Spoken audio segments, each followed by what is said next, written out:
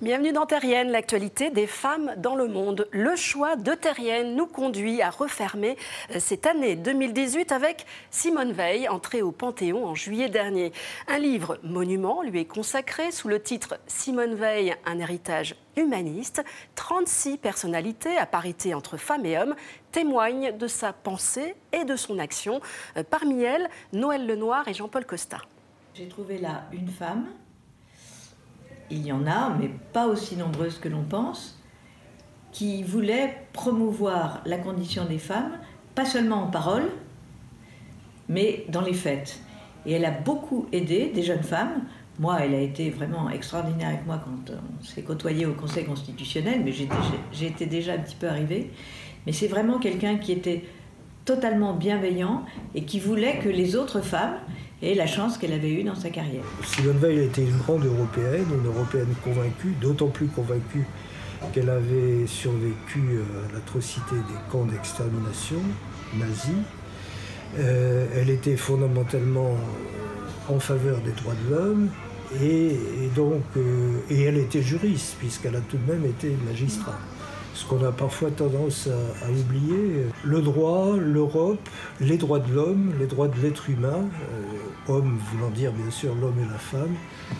Simone Veil était quelqu'un qui avait tout à fait sa place dans le Panthéon européen, même si elle est maintenant au Panthéon national.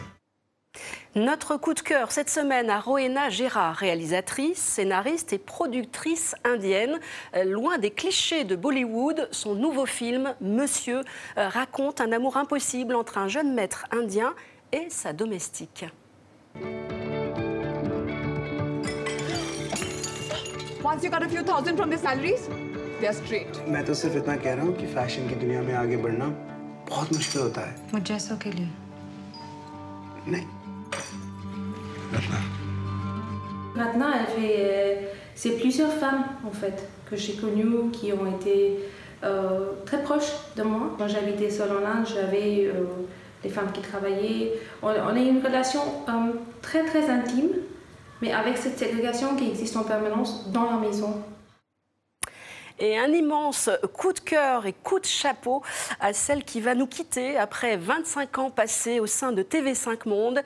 Sylvie Bréban, c'est elle qui a créé Terrienne.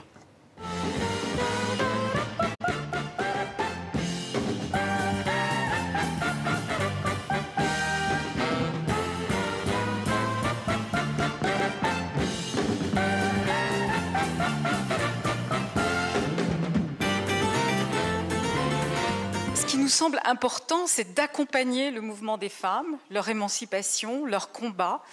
Et ça se fait avec des questionnements, avec des rencontres.